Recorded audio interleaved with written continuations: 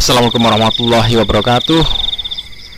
Sahabat Joyo Santri Adventure. Oke, sahabat semuanya, semoga kesehatan senantiasa terlimpahkan kepada kita semua. Salawat serta salam semoga senantiasa tercurah kepada junjungan kita Nabi Muhammad SAW, dan keberkahan semoga selalu terlimpahkan kepada kita semua yang senantiasa mengikuti apa yang Nabi kita contohkan.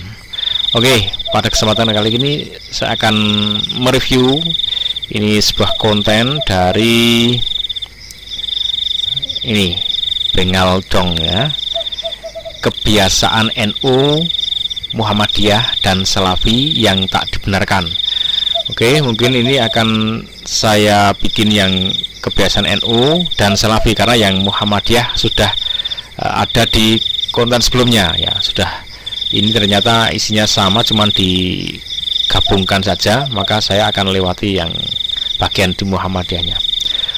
Ini saya salut sekali karena ini saya anggap ini keren, orisinil, karena beliau ini orang warga Nahdliyin tapi mengkritisi Nahdliyin itu sendiri ya.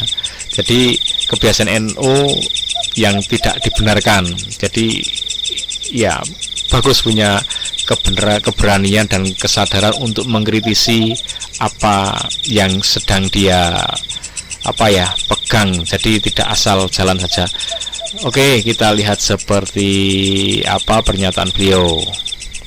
Ini konten yang mungkin menjadi pro kontra teman-teman.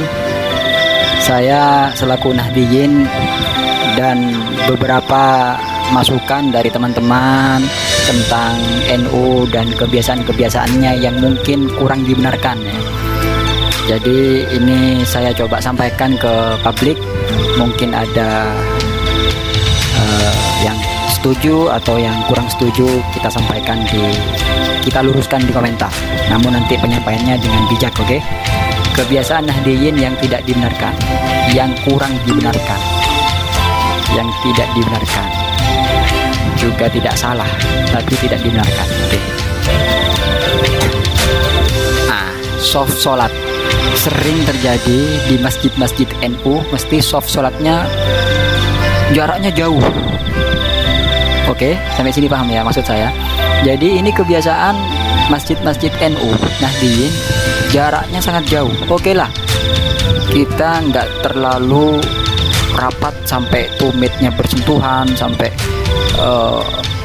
kulit kita bersentuhan dengan kulit sebelah, nggak sampai seperti itu ya. Tapi ini juga keterlaluan, jaraknya ini juga cukup jauh.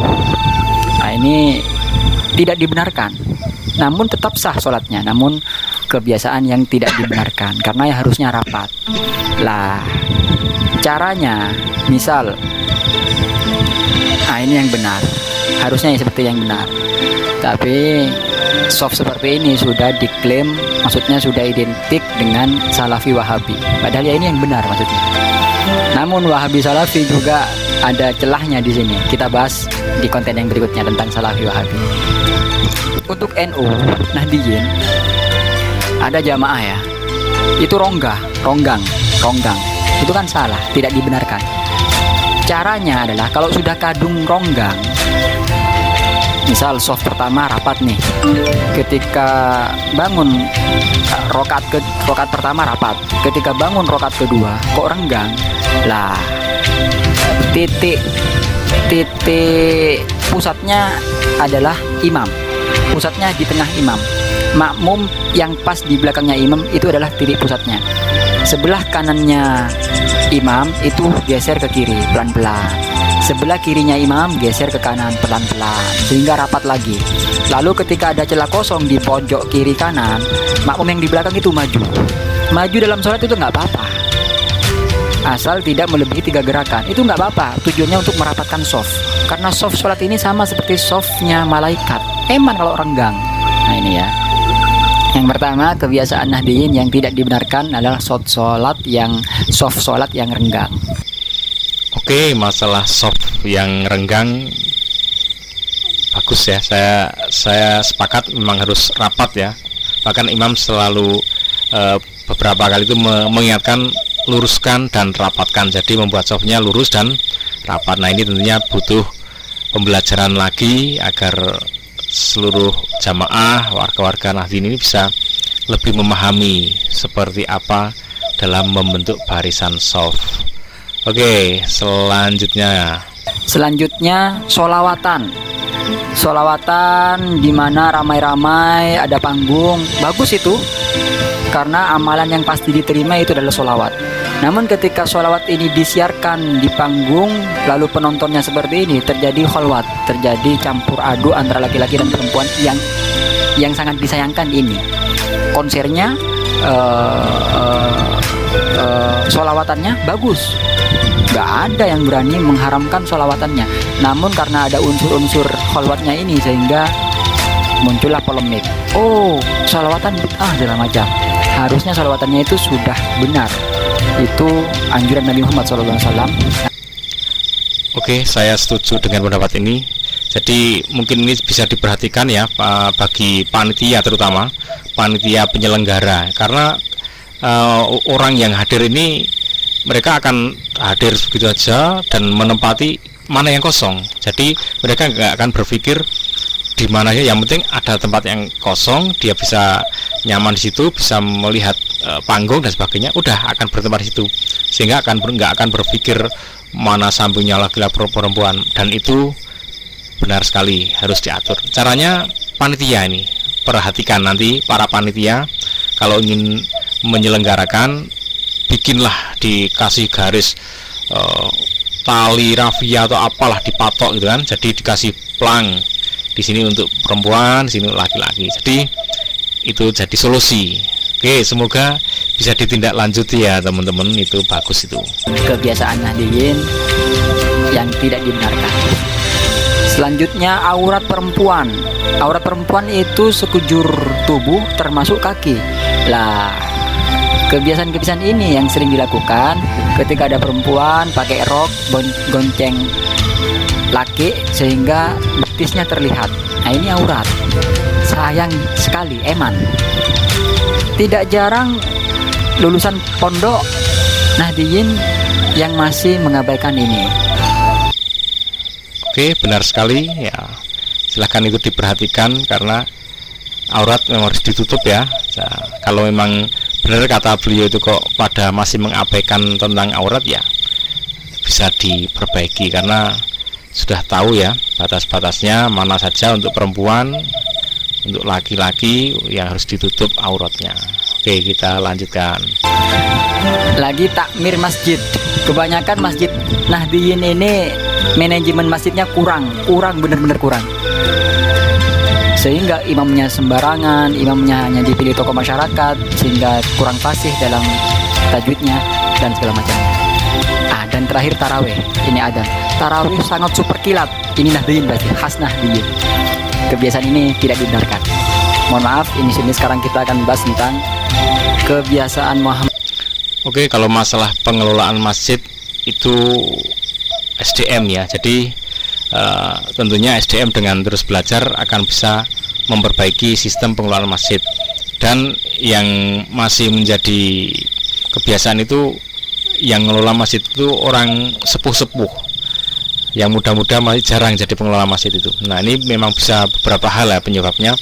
Biasa jadi yang muda ini memang kurang mau maju untuk mengelola masjid, atau sebaliknya yang tua tidak memberi kesempatan yang muda, nggak tahu lah itu yang mana yang terjadi di masing-masing. Tapi untuk pengelola masjid itu memang butuh pembelajaran ya dari SDM pengelola itu ya, belajar ke masjid-masjid yang sudah maju dalam pengelolaannya, nanti bisa diterapkan di takmir masjid tersebut. Itu mungkin solusinya ya. Oke, yang untuk Muhammadiyah itu sudah saya bahas, yaitu beliau menyampaikan tentang salaman setelah sholat yang pertama, yang kedua tentang kunut, yang ketiga tentang tahlilan ya. Cuman itu yang dibahas ya. Kita lanjut ke yang salafi. Nah, sekarang kita membahas tentang salafi.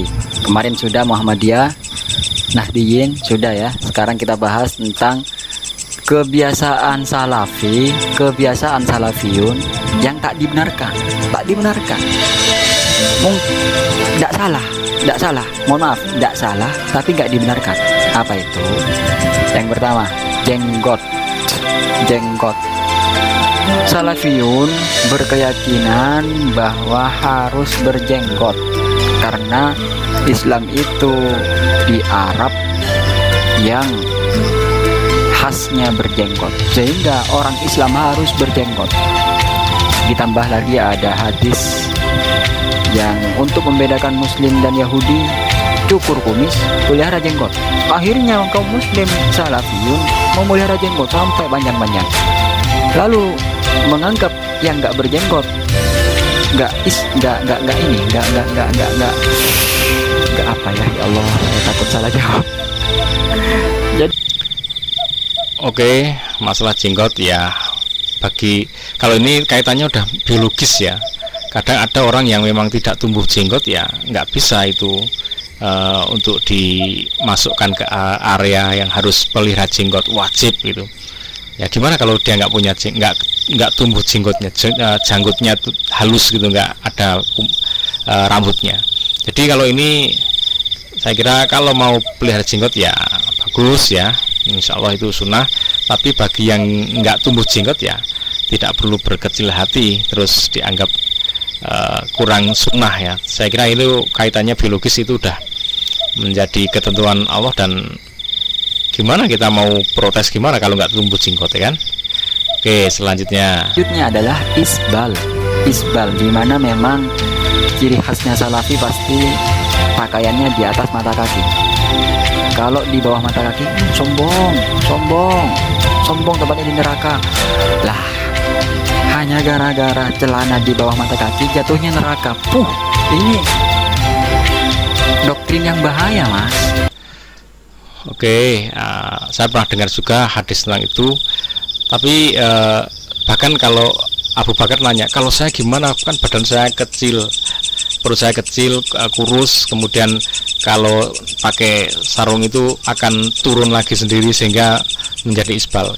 Nabi Muhammad menjawab, kalau kamu nggak termasuk yang bagian kena sombong ya.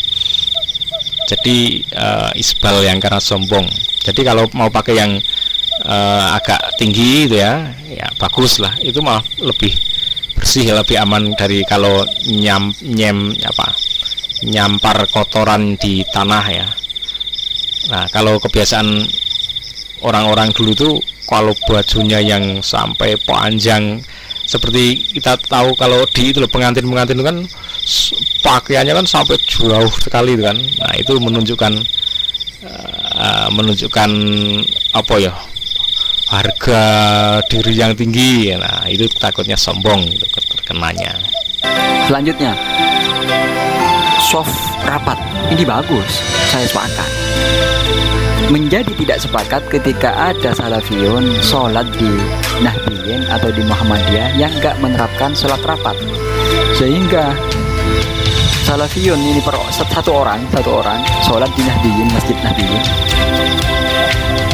Orang NU itu sholatnya renggang, sama salafi dikejar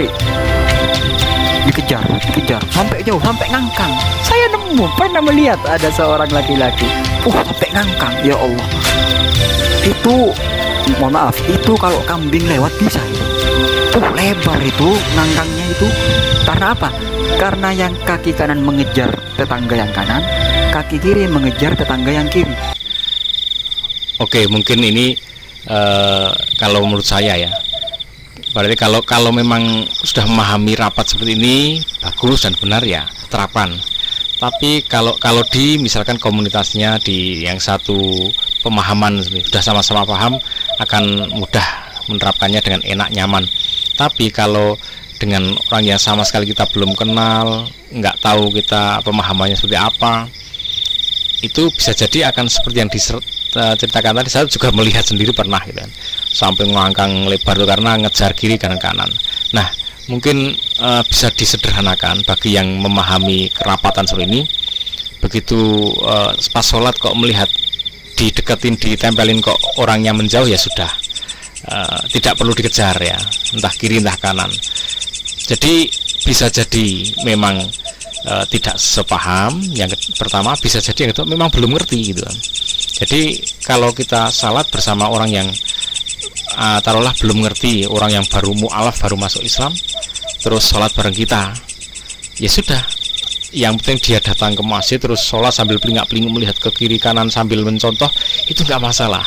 Itu sudah kita apresiasi dan itu anugerah dari Allah kok, dia dikasih hidayah berangkat ke masjid, sholatnya nggak tahu bacanya apa, hanya roboh-roboh pohon pisang dia, nggak masalah, itu kita apresiasi.